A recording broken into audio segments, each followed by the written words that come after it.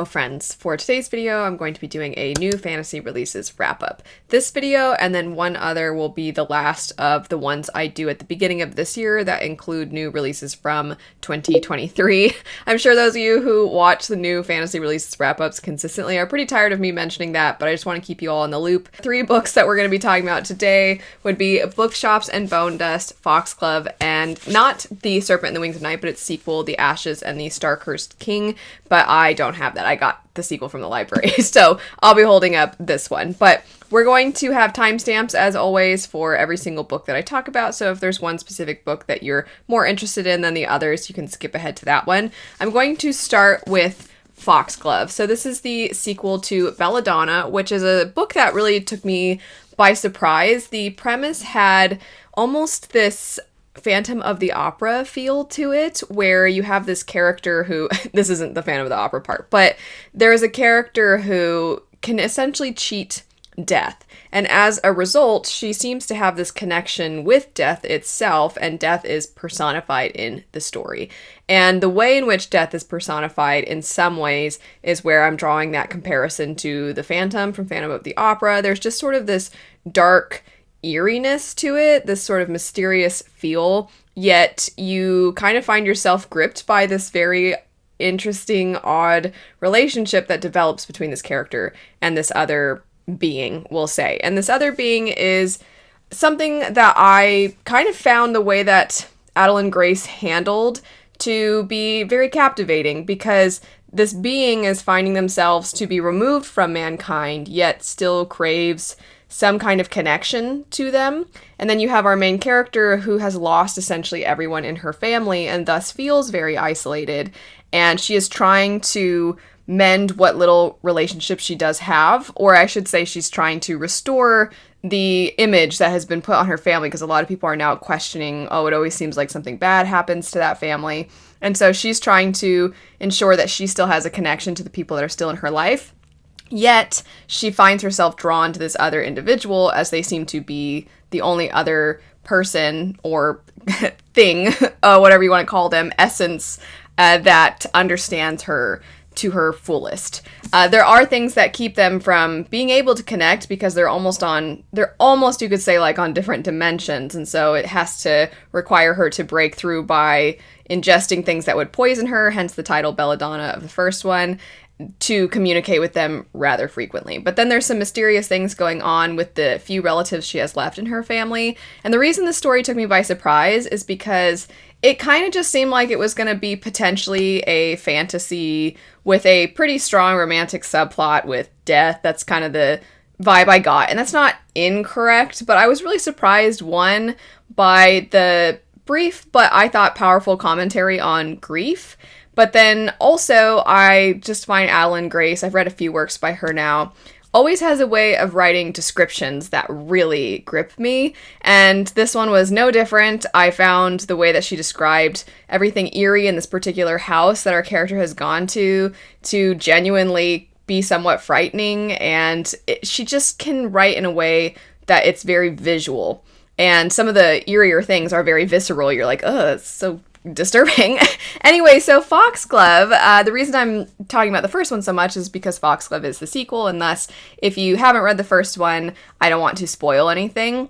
But another being sort of enters the picture. Death is not the only personification of a concept. And so another being enters the picture, and that kind of throws a wrench in everything.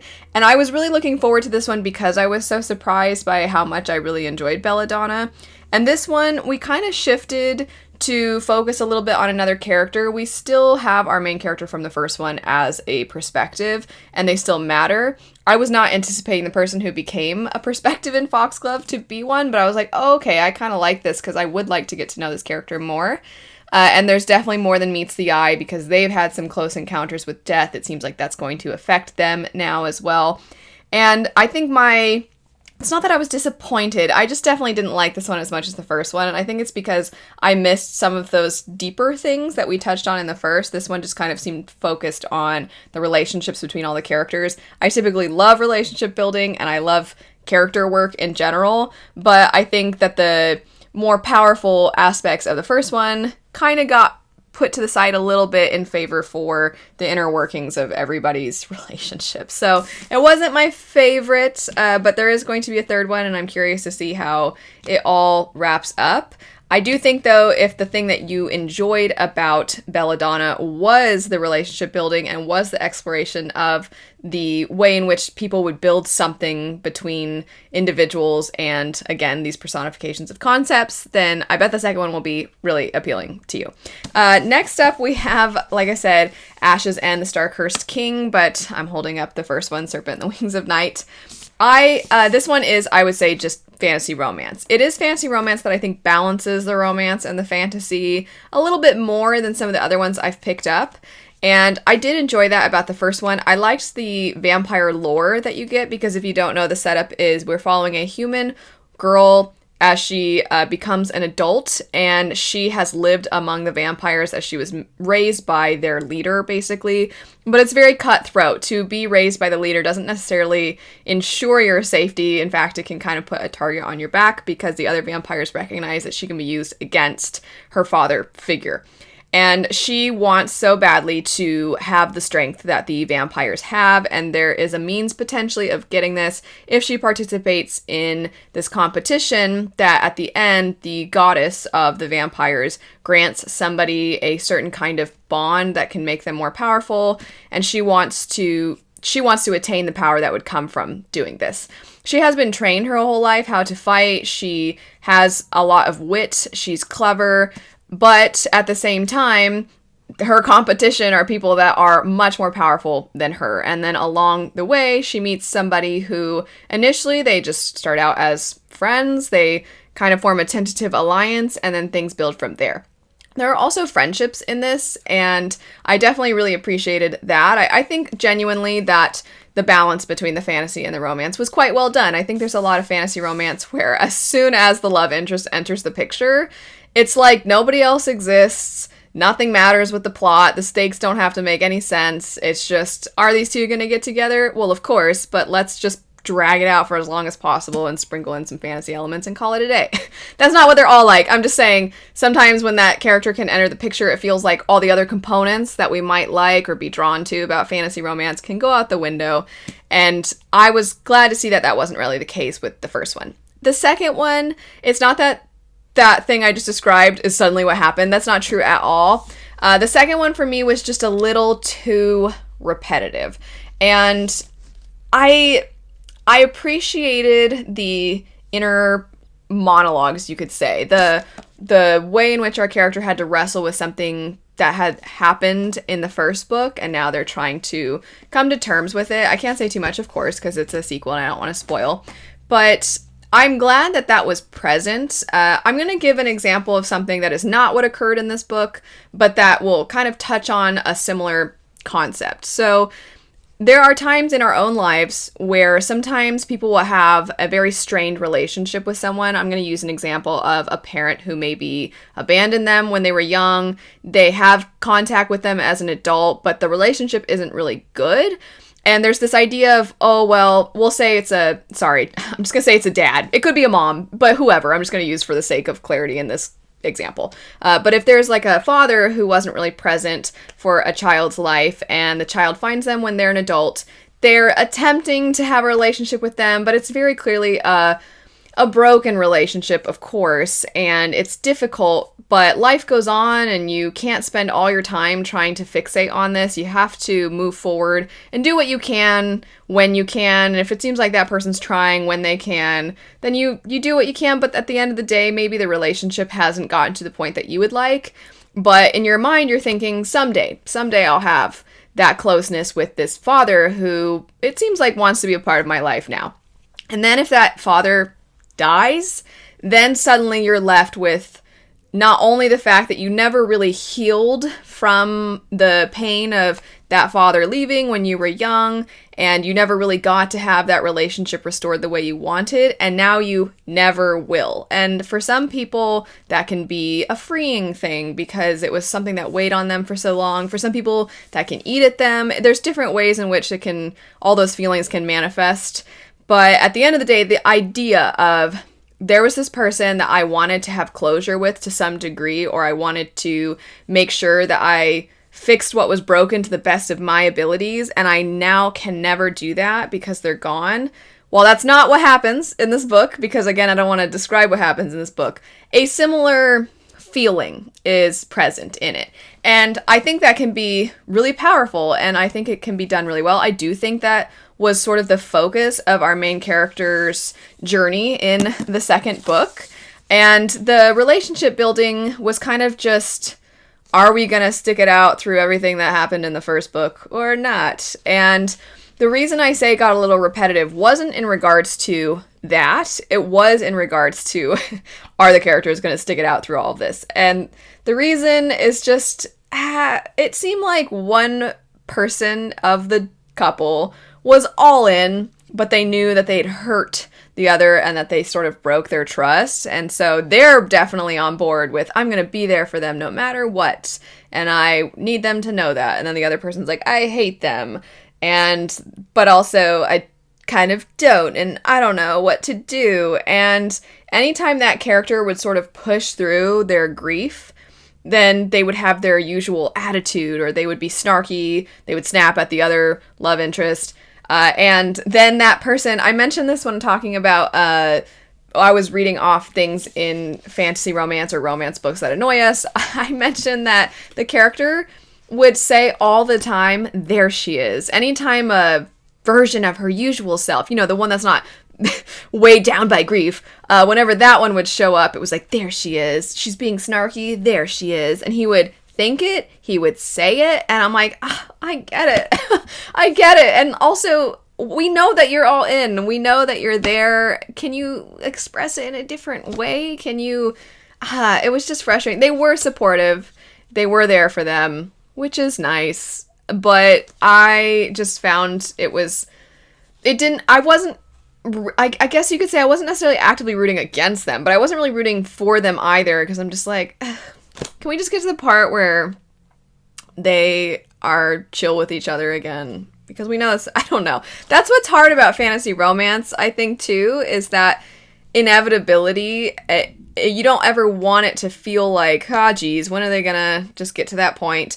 Because going in that that's the point. When you're reading a story where it's meant to have two characters fall in love, obviously that's the end goal, so you're just kind of waiting for them to get there.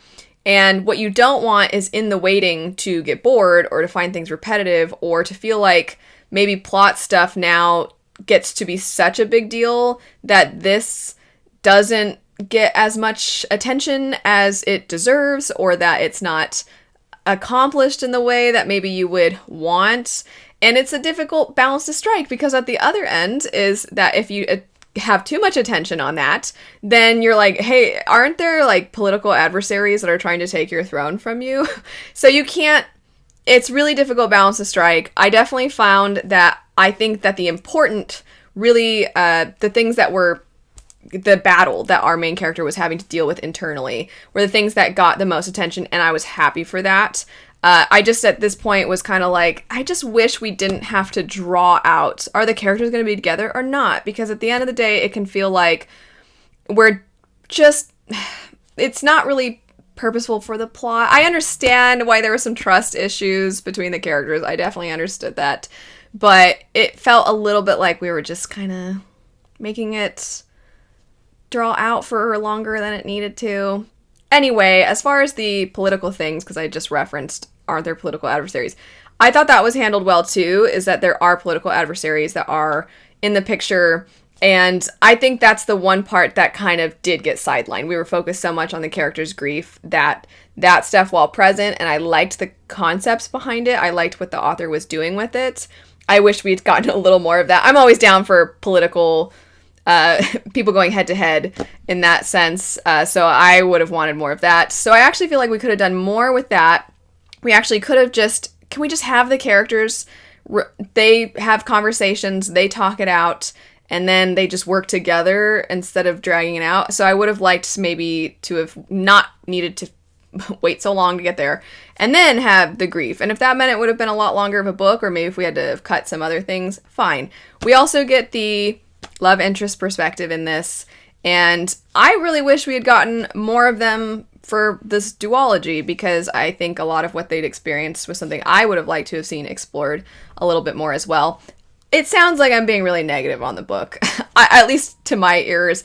I didn't dislike it. I want to make that really clear. I actually liked it, and I want to say that I think it's done a lot that a lot of people are going to resonate with, and I do think it does strike that balance overall across the duology of interesting, cool fantasy elements and the deeper, more meaningful things with character relationship building and friendships, which is nice. It wasn't exactly what I was wanting from this second book, and that's not a diss to the book. It's just I have, whatever, you get it. Anyway, moving on to Bookshops and Bonedust. So, I'm not gonna lie, when I picked this up, I was kind of nervous. I've described this feeling before, where sometimes when you read, I know this is a prequel, but sometimes when you read a first book in a series and you really, really love it, and then you're waiting for that second one, or third one, whichever book in the series, and you get it, at least in my brain, this happens, where I'm like, what if it's not as good as I thought? What if I don't know, what if I just decided it was good, or I was in a good mood when I read it? I don't know. And I just question past me and past me's taste, because I'm like, I bet it's not as good as I thought it was. And then when I pick it up and it is, I'm like, oh yes. And I don't know why I think I'm just an anxious person and I worry about stupid things. So I enjoyed Legends and Lattes quite a bit. And when I finally got my hold-in for the audiobook for this, because I really like, if you don't know, the author also narrates the audiobook. So I really wanted to listen on audio and read at the same time, which is called immersion reading. But regardless, I was waiting and waiting and waiting. I'm like, oh, what if it's not as good? I've tried to avoid seeing anybody else's thoughts, because I don't want anybody else's opinions to affect my reading experience. So when I went into it and I was getting into it, I was like, oh yay, it is still just as cozy as the other one was, and it does have stakes that you care about. It does have, I think, ironically, I spent a lot of time with the other one talking about balance between romantic subplots and plot and character development, all those things.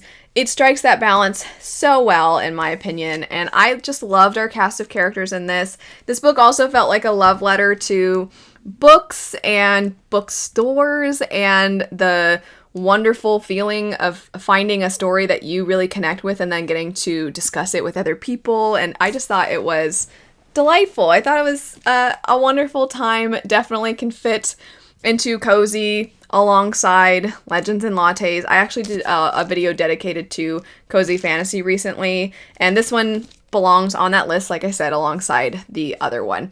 The setup is, because it's a prequel, you're actually looking at Viv, our main character. She is an orc, and in Legends and Lattes, she has been on the road, working, fighting. She has lived a pretty violent life, and she's ready to settle down, open a coffee shop, and turn a new leaf. And in this one, you're looking at the very beginning of her career. She's just getting started, but she gets a very bad injury, and she has to try and heal before she can go back on the road with the other people that she works alongside. And she's very frustrated. She's going a little stir crazy, and she doesn't know what to do to occupy herself. So she's kind of walking around this little coastal town, and she stumbles into a bookstore, and as a result of the bookstore being a little bit run down and her being a very big individual, she ends up breaking something, and she forms this connection with the bookshop owner, who's adorable, and she feels really bad. She's like, I feel like I should fix this thing that I just broke. And she kind of has to ask around, and she also has to go see the doctor. And at first you're like, what's the antagonist? Who's the antagonist? What's the force that they're having to deal with?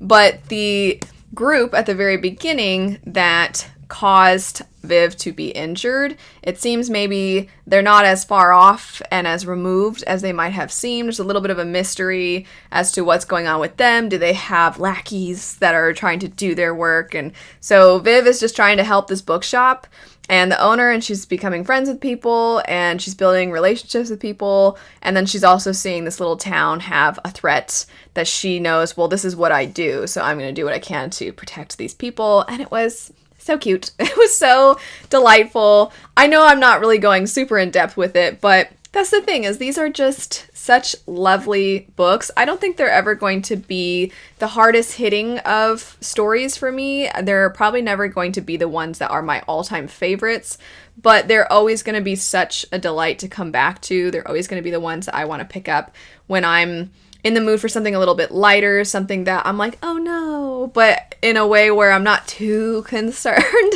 And that's just kind of what cozy is for a lot of us, I think. So I really quite enjoyed it. I have no idea what everybody else thinks of it, but I might have liked it more than the other one. I don't know. It's probably just that it's fresher in my head, but I really enjoyed both of these. And if this author just put out book after book after book that was in this same subgenre, I would probably read all of them. I don't really see myself suddenly being like, oh, I don't know, this one was just boring to me or something like that, because I just think that they're really nice. They're really pleasant, and I'm so glad that this is a subgenre that's become more popular and more well loved, because I think that it is nice to have within a genre we love, fantasy, to have these different things that we can explore, different kinds of relationships in books, different kinds of plots, and just the different kinds of feelings that are elicited as a result. So, loved it, thought it was so cute, really fun, and highly recommend. But anyway,